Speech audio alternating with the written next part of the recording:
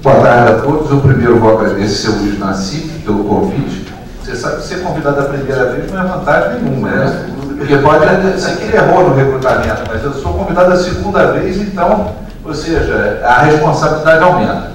Com relação ao Carlos, eu o conheci há 5 anos atrás. E eu queria dar meu testemunho aqui. Você sabe que advogado é um problema sério, né? Porque só fala bem de advogado quando vai meter o pau depois. Se o desembargador chegar para ele e falar assim, ouvi atentamente a nobre palavra do ilustre advogado que é muito inteligente, eu sei que eu vou perder o julgamento. Entendeu? Mas no caso aqui, o meu testemunho que eu queria dar, Nassif, é o seguinte. O Carlos, com mais alguns consultores no Senado, eles são absolutamente independentes. Eles fazem o concurso, eles estudam e dão a opinião deles. Então, em 2010, quando as leis do marco regulatório ainda eram um projeto de lei, eu fui assistir um evento no Senado e tive a grata surpresa de ver esse nível de conteúdo pesado. Ou seja, que às vezes na indústria do petróleo você leva anos e anos e anos, não só de leitura teórica, mas de experiência prática para adquirir, e eles fizeram um trabalho sensacional, inclusive tem uma publicação escrita e um vídeo que deve estar lá em algum lugar na biblioteca do Senado, então muito bom para resgatar, até como dado histórico da opressão.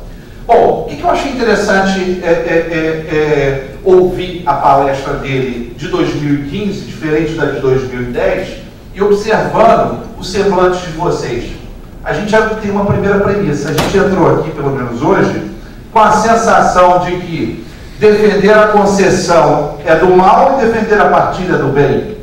Mas depois de ouvir a palestra do Carlos, eu já fiquei na dúvida. Será que existe? Será que a concessão não necessariamente tão do mal e a partilha não é necessariamente tão do bem? Então, eu, como professor da Fundação Dom Cabral, trouxe uma exposição. Isso já está disponível no SlideShare, para quem não sabe o que é o SlideShare, é o Facebook do PowerPoint. Então já está lá disponível para vocês baixarem e download. Eu trouxe muito modelo teórico para vocês entenderem e muita análise prática. Eu estava ali na frente, eu aproveitei as palestras do dia e às vezes alguma coisa com o Ronaldo, com o Sérgio, ou que outras pessoas falaram, eu incluí uns slides no final para trazer algumas curiosidades do que está acontecendo no mundo do pré-sal e no mundo da partilha. Vamos ver se eu consigo passar aqui. Vamos lá. Isso aqui é só um disclaimer básico, né? Ou seja, ninguém se responsabiliza por nada, todas as opiniões são minhas para fins acadêmicos. Mas vamos lá. Primeira coisa que a gente tem que contextualizar. Sempre que você ouve falar de petróleo, às vezes você parte de uma posição política, e a gente ficou bem claro nas palestras aqui de hoje, que muitas opiniões partem do princípio ideológico para dar uma opinião em tal ou qual sentido. E a gente tem que saber que no mundo do petróleo a gente tem que segregar os 3 momentos, ou seja, a parte regulatória, a regulação dos aspectos legais, que são as ferramentas de desenvolvimento da atividade econômica, a geopolítica, ou seja, quais são os fatores que ocorrem e que influenciam na minha tomada de decisão, e a ciência política, porque a ciência política é a opção, é a decisão, aí sim ideológica, que eu adoto para tomar tal ou qual caminho.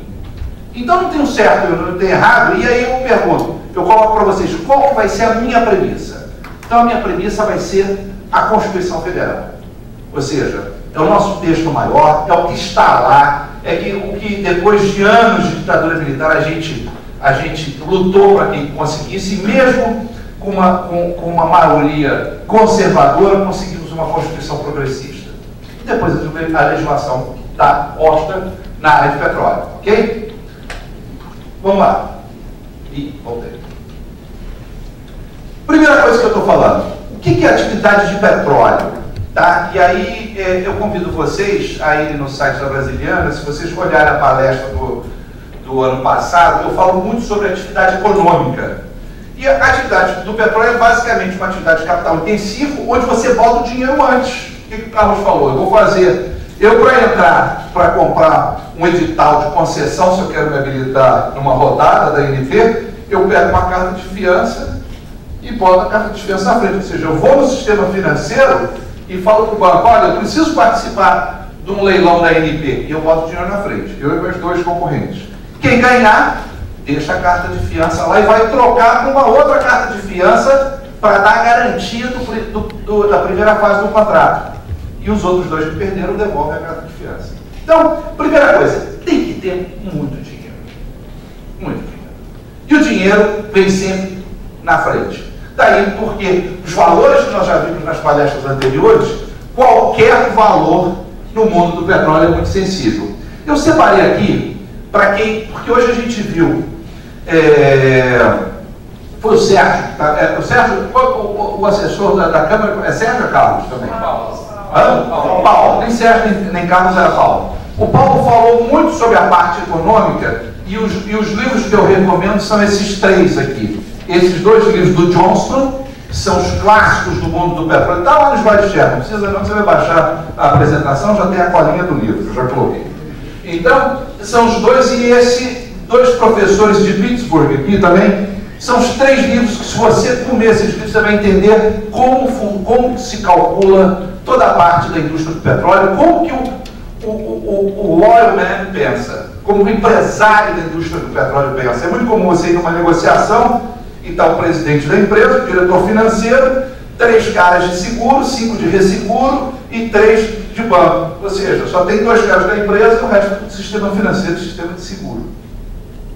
Porque é capital intensivo. Okay? Além disso, o livro mais da esquerda ali é do professor Gilberto Bercovitch, da USP de São Paulo, daqui da USP, né, que é o titular da cadeira de Direito Econômico. É muito bom, eu botei ele no meio, o meu contraponto com o dele, porque a gente, muitos pontos a gente tem afinidade, mas alguns pontos a gente diverge. E aquele livro, Indústria Mundial do Petróleo, também mostra todos os marcos regulatórios, a comparação dos países, é bom também para quem tiver curiosidade. O que a gente tem que identificar? Primeira coisa que eu vou ter, o marco regulatório em si. Eu tenho que pegar a legislação e ver o que lá está. Segundo elemento, eu tenho que olhar a contratualização. Ou seja, como é que vai ser esse contrato? Eu tenho margem para negociar ou o contrato vai ser um contrato de adesão? No Brasil, o contrato de adesão, porque vem o edital, já vem o contrato pronto e você já sabe as cláusulas que você vai ter que se envolver com ela. Terceiro elemento, tributação. Ou seja, e aí o Carlos já me ajudou. Ou seja, o sistema fiscal é sólido ou ele pode mudar no meio, a regra do jogo pode mudar? E se ela mudar, eu estou protegido contratualmente ou não? Conhecimento geológico. Que nível de conhecimento geológico eu tenho da área que eu vou fazer aquele contrato de partilha da produção? Porque uma coisa é verdade, você pode ter a suspeita do que for. Aqui todo mundo começou, todo mundo que passou aqui, que me antecedeu, quase todo mundo, começou na Petrobras. Eu, quando estava na Petrobras Internacional, todo mundo já sabia da Bacia do Paraná, já sabia grandes indícios, mas você só descobre na hora que você bota a placa lá embaixo. Na hora que você começa a perfurar, você vai descobrir o que tem. E por que o pré-sal, ele tinha um potencial, mas ele é uma grande sacada, uma grande surpresa. Porque ele está tão embaixo da terra, que se não fosse o sal, a camada de sal em cima, aquele petróleo tinha virado carvão, Mas o que acontece? Mas como o sal, ele propaga calor, ele pega aquele calor, joga o calor para cima e manteve o hidrocarboneto ali no formato, na molécula dele, passível de ser extraída. Então isso aí sob o aspecto geológico até foi uma surpresa bastante agradável. Aí o que eu tenho que ter? Infraestrutura de operação e de escoamento. Você vê que o Ronaldo falou aqui, discordando do Paulo dos desafios do pré-sal, e eu trouxe uns slides para vocês verem qual que é a tendência do pré-sal e a tendência no mundo que se ocorra. A gente não pode esquecer que as projeções para 2030, 2050, é que mais de 25% do petróleo vai estar sendo explorado em águas profundas e ultraprofundas e nos limites territoriais das águas internacionais. Quem milita com essa área está sempre discutindo o quê?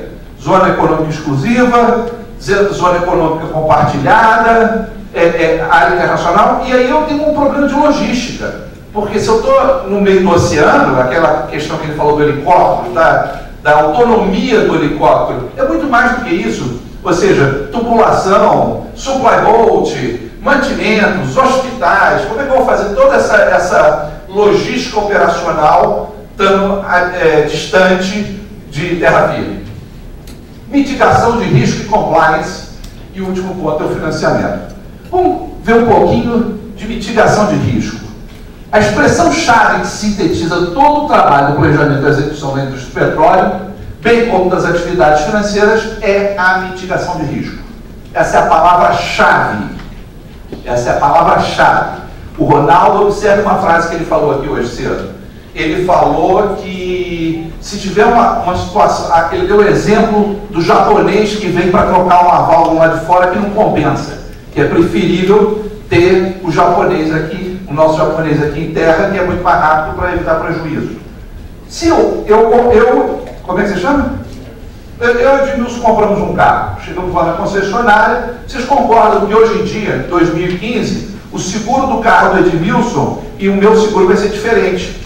Vai olhar o perfil dele, se ele tem filho, onde é que ele mora, onde é que ele trabalha, se ele guarda o carro na garagem, se não guarda, se viaja. Vai ver o meu perfil também, se eu sou o único motorista, se meu filho dirige, se meu filho não dirige. Então, ou seja, em cima disso, vocês concordam que o valor do seguro vai ser diferente? Então, é a mesma coisa. É a mesma coisa. Por isso que, quando você chega num contrato, você começa a contingenciar o contrato. O que é contingenciar o contrato? É você pegar aquele contrato que está no edital e falar: existe uma cláusula aqui de risco. Se acontecer isso, eu tenho 48 horas para substituir. Qual a estatística no mundo sobre o aspecto das seguradoras que isso ocorra? É tanto? Então eu tenho que ter um risco. Ou eu tenho que saber que, no mínimo, na hora que for pegar a carta de fiança para entrar, o sistema financeiro que vai me emprestar o dinheiro vai falar assim: mas esse contrato está com risco muito alto, você vai pagar um juro mais caro para isso. Então, certas coisas, uma vez me perguntaram o que poderia minimizar, facilitar, o que você acha que poderia incluir no edital de contrato? Aí eu falei: cláusula de risco político. Aí me falaram: mas no Brasil não tem um risco político de ter revolução, não tem nada? Eu falei assim: mais um motivo. Porque acontece, o sujeito que vai emprestar o dinheiro para quem que vai pegar, se tiver a cláusula de risco político, o dinheiro vai ficar mais barato. Está entendendo a tônica que eu estou tentando trazer para vocês? Eu estou tentando trazer uma tônica muito na linha do que falou o Paulo, mas sob uma conotação pragmática. O mundo do petróleo, ele é uma indústria pragmática. É uma indústria que o sujeito vai olhar a planilha, o custo, o valor, se compensa, se não compensa. E eu estou falando de coisas que estão ligadas a essa área de compensação para a gente poder analisar. Vamos lá. Aí eu já coloquei aqui tem algumas referências de mitigação de risco, e a frase que eu queria chamar a atenção é o seguinte: em verdade, algo é feito ou não é feito, não é porque é mais eficiente ou não é mais eficiente na indústria do petróleo. Ele é feito ou não é feito porque gera mais ou menos risco. Aí você fala: poxa, mas eu tenho uma tecnologia novíssima aqui que vai otimizar. Até você me provar que essa tecnologia funciona, eu prefiro usar outra que é mais ineficiente, mas que tem baixo risco, porque ela vai me dar acesso a um dinheiro mais barato. Então, comecem a pensar sobre essa ótica, e essa ótica que eu queria trazer.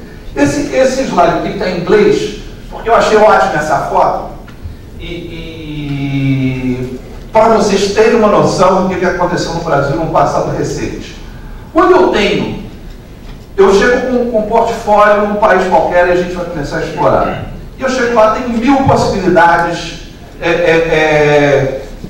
dentro do campo exploratório para eu poder buscar algumas licenças exploratórias. É óbvio que o modelo aqui é americano, que o modelo americano você pede o lease pela área ou pelo poço. Dessas 100, 50 eu gero oportunidades, leads, ou seja, frentes que eu vou começar a estudar para montar os projetos.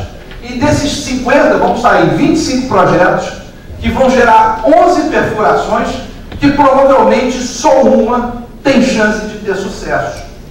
Então eu parto de 100 oportunidades para uma ter sucesso. Isso é o mundo do petróleo. Tá? Esse número aí você pode aumentar ou diminuir. Então, se chegar um empresário, ou seja, novo entrante na área do petróleo, e tem carro na sala dele, e falar para você, do mundo do petróleo: pois eu perfuro e no primeiro poço eu já achei petróleo. Perfurei de novo, no segundo poço eu achei petróleo. Ou seja, ele pode até gerar um processo de convencimento no sujeito que não é do mundo do petróleo. Mas quem é do mundo do petróleo vai olhar essa foto e falar assim, não tem como. Estatisticamente é impossível. Ou seja, a não ser que tivesse uma informação mega privilegiada, o que geologicamente também é muito difícil. Então, até que ponto também as pessoas não querem ouvir uma conversa fácil ou não querem se sensibilizar com a conversa do mais confortável? E eu vim aqui hoje para trazer reflexões para vocês. Okay? Vamos lá. Primeira questão do modelo regulatório. Aí o Carlos já me ajudou. Eu tinha colocado mais ou menos uma definição do que é contrato de concessão, do que é um contrato de partilha e onde a propriedade do petróleo é a grande diferença. E, em verdade, o Carlos já matou a charada. Ou seja, existem vantagens e desvantagens no modelo, vantagens e desvantagens no segundo modelo. Vamos ver a construção teórica do que é uma renda petrolífera e depois a gente vai ver a construção teórica do contrato de partilha da produção. Eu botei isso aí só para vocês terem uma noção do que são os custos, do que é o excedente econômico, os custos exploratórios, porque o Carlos falou muito na situação do custo ser muito acima e antes de dividir o lucro, e você e o governo, por exemplo, não ficar com petróleo de lucro nenhum, não ter partilha nenhuma, porque todo o petróleo de custo foi absorvido na produção. O exemplo que ele deu é também de abandono de posto do poço com pouco tempo, porque a empresa petroleira já adquiriu a maior parte do lucro nos primeiros anos. Esse gráfico, que é o modelo teórico da renda petroleira, vai te dar uma noção. E aí o que a gente precisa analisar? Como que funciona o esquema do contrato de partilha da produção. Ok? Basicamente, teoricamente, eu saio disso. A produção, o custo em óleo, eu abato primeiro, depois eu tenho o excedente óleo e eu tenho o royalty ainda, que eu tenho que pagar em cima disso, como ele já falou, aqui foi para 15%. É até interessante como é que ele saiu dos iniciais de 10 e foi para 15%. A gente tentou fazer um trabalho no Senado e no Congresso muito forte para que fosse feito um acordo com relação aos royalties do modelo de concessão com o modelo de partilha. Para quê? Para a gente não acontecesse o que aconteceu. Qual foi a pior coisa para o Brasil e mundo de petróleo? Nós ficamos 4 anos discutindo quais seriam os royalties.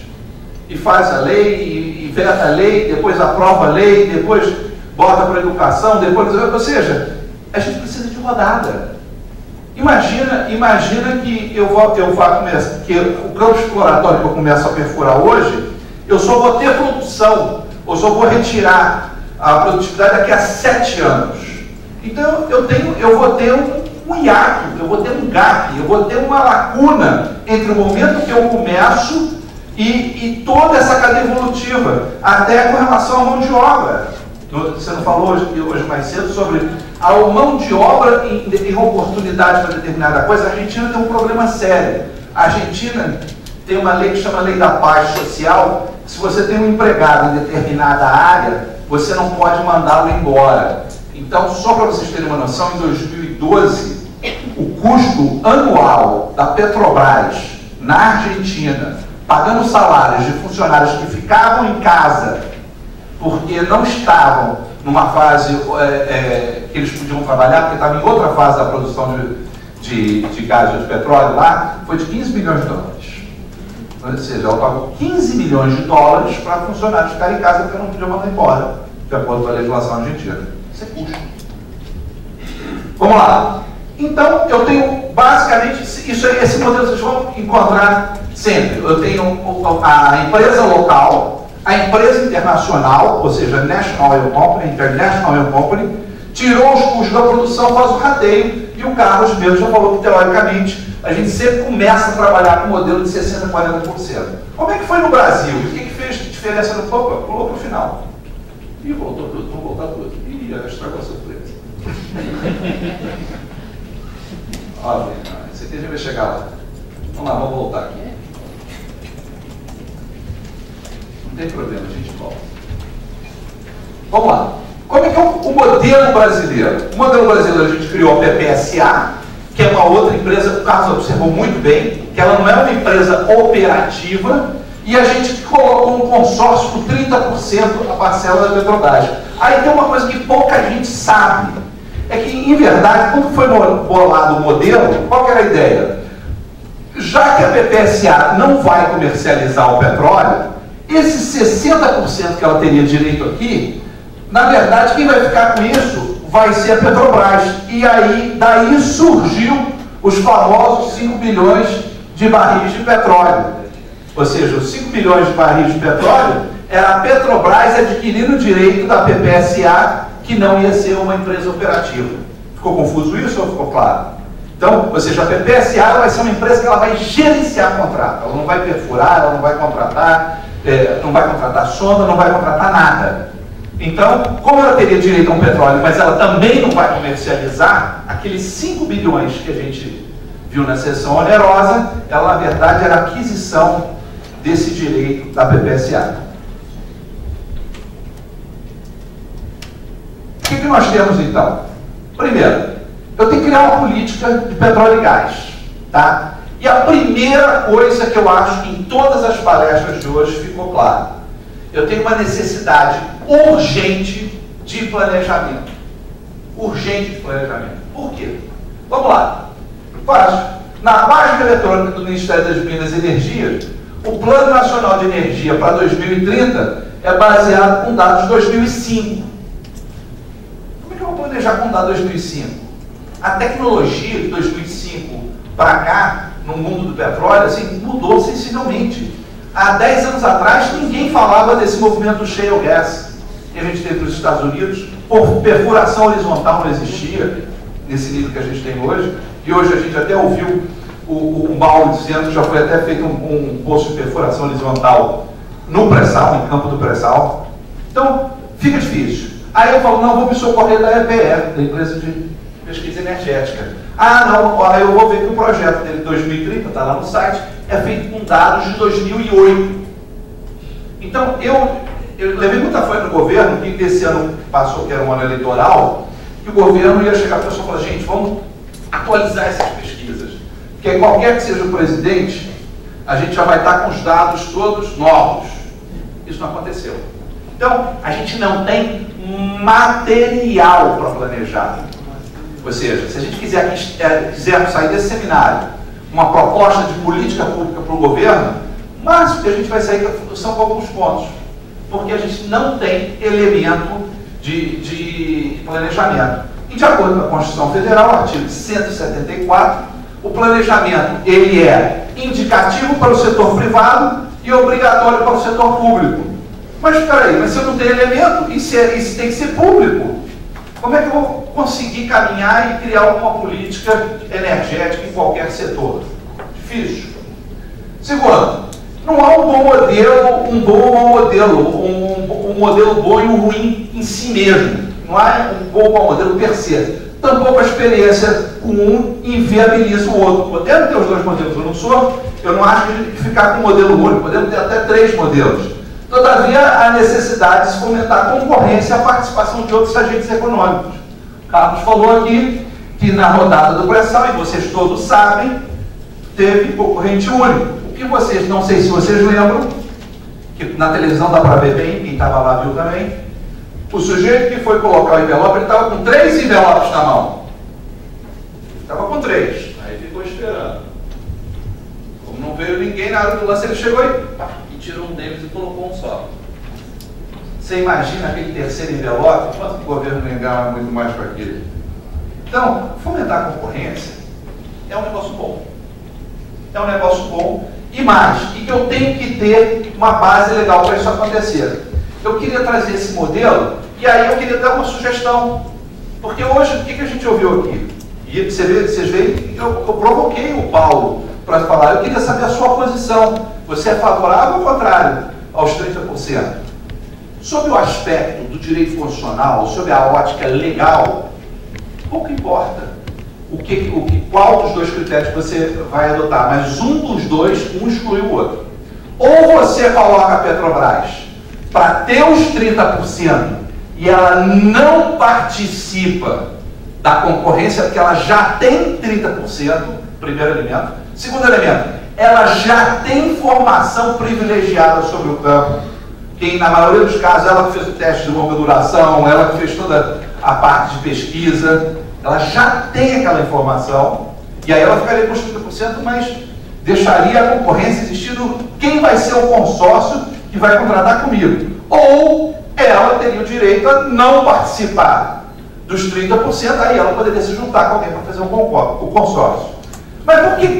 Isso é ideia minha? Não, isso não é ideia minha. Isso, na verdade, é uma decisão do CAD. Eu trouxe para vocês e vão ver se vai. Pronto. Processo administrativo número tal. Esse caso é um caso que é um marco importante para a indústria do petróleo, importante para a gente entender até quais são as soluções possíveis para uma operação Lava Jato. O que aconteceu? Foi feita uma concorrência na lei da 8666, lei de concorrência de licitações para reparo naval. Aí algumas empresas compraram o edital e no final delas uma ganhou concorrência. O CAD, analisando essa documentação, chegou à conclusão que as empresas trocaram informações técnicas para que houvesse um nivelamento do nível de serviço. Então, o CAD entendeu que, olha só o que ele entendeu importante, em que pese não haver um ferimento à lei das licitações, houve uma infringência à lei da concorrência. E a lei da concorrência é fundamental, é um pilar que está lá na Constituição, no artigo 170. Então, fomentar a concorrência é um elemento que a gente deve sempre almejar e buscar. Leilão que vai no só nunca é bom negócio. Ok? Outro elemento. Melhor definir o papel dos stakeholders. Dentro de todo esse cenário, a gente pode... Vocês sabem que a jabuticaba é a única fruta que só tem no Brasil, né? Nós podemos criar um modelo regulatório e o modelo contratual da jabuticaba brasileira, não tem problema. Agora, algumas coisas não dá, por exemplo. Como que a presidente da ANP, a diretora-geral da ANP, é membro do conselho de administração da PPSA, que é a empresa criada para celebrar o contrato de partilha da produção. Então, isso foi até submetido à Comissão de Ética da Presidência da República, foi aprovado, mas não é questão de ser correto, legal, não é conveniente.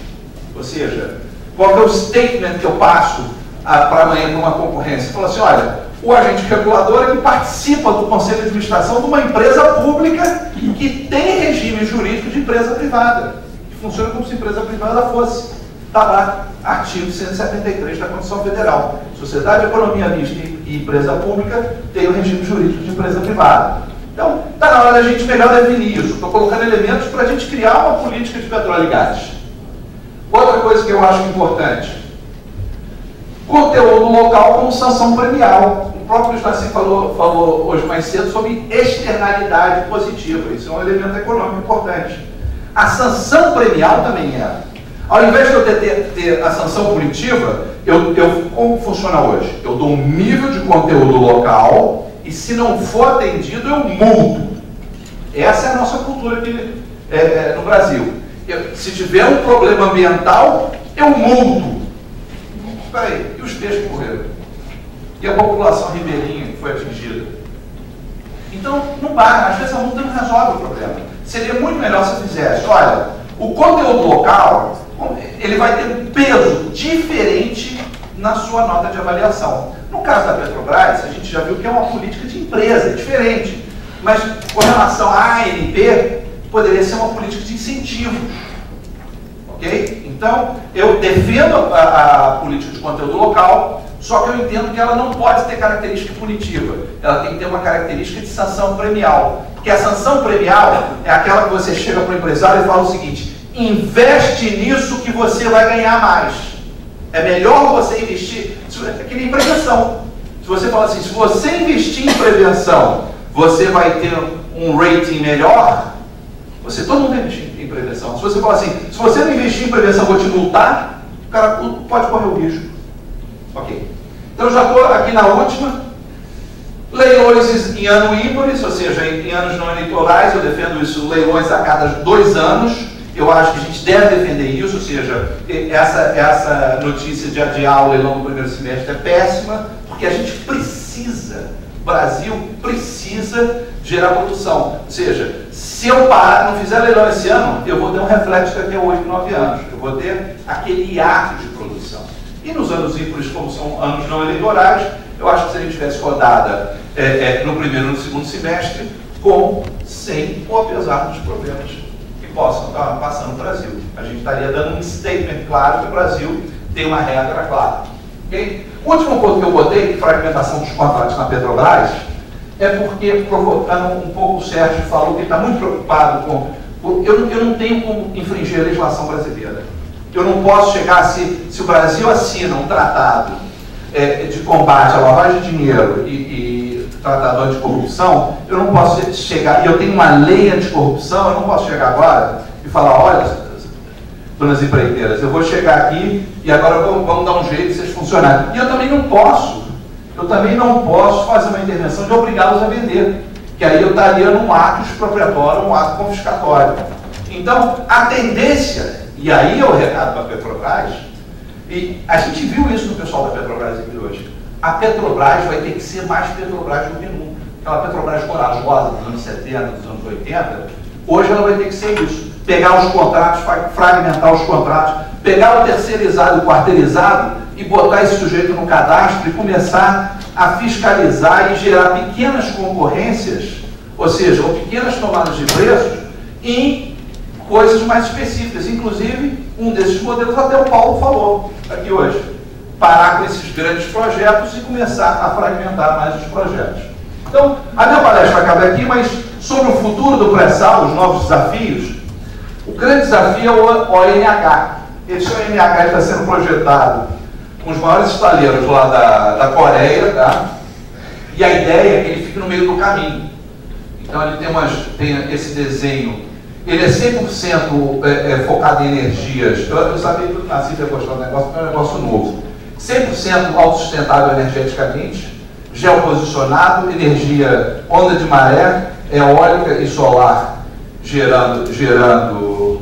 segurando o ENH. Ele permite a atracação dos novos navios, dos navios de 750 metros que já estão sendo construídos, os mega navios, mega petroleiros, mega cargueiros. E ele vai ter toda uma base para receber os helicópteros. Ele vai ficar mais ou menos... Aqui ele ficaria a 150 quilômetros da costa e permitiria, inclusive, criar como se fosse um CIVAM marítimo. Ou seja, você tem um sistema de radar, você teria... Isso é o futuro, tá? Da exploração offshore. Ou seja, você ter uma base dessa para a base segurar os navios pesados e você, eventualmente, fazer aquele transporte por terra com barcos menores. Eu trouxe um desenho aqui também, acho que foi falou de guindaste offshore, porque esse aqui é um PDF, mas ele é um videozinho desse guindaste, como é que ele funciona, porque tem que ter toda uma tecnologia para compensar o balanço das marés na hora que ele busca uma carga. É bem interessante como é que ele funciona. E isso aqui, já que a gente falou de helicóptero, é o futuro também do pré-sal, ou seja, é um avião que na verdade voa a 2 metros da linha d'água, ele pega o efeito solo, então ele evita o solavanco do barco, ele vai muito mais rápido e ele inclusive desembarca numa plataforma seca dentro do ONH. Queria trazer mais essas curiosidades para vocês. Eu tenho uma página no Facebook lá, pré-sal, você me acha lá, eu posto algumas coisas, porque tem muita gente acadêmica aqui, algumas curiosidades do mundo da energia, então eu sempre coloco lá para a gente discutir. E aí, a apresentação está disponível, eu fico à disposição para qualquer pergunta. Muito obrigado.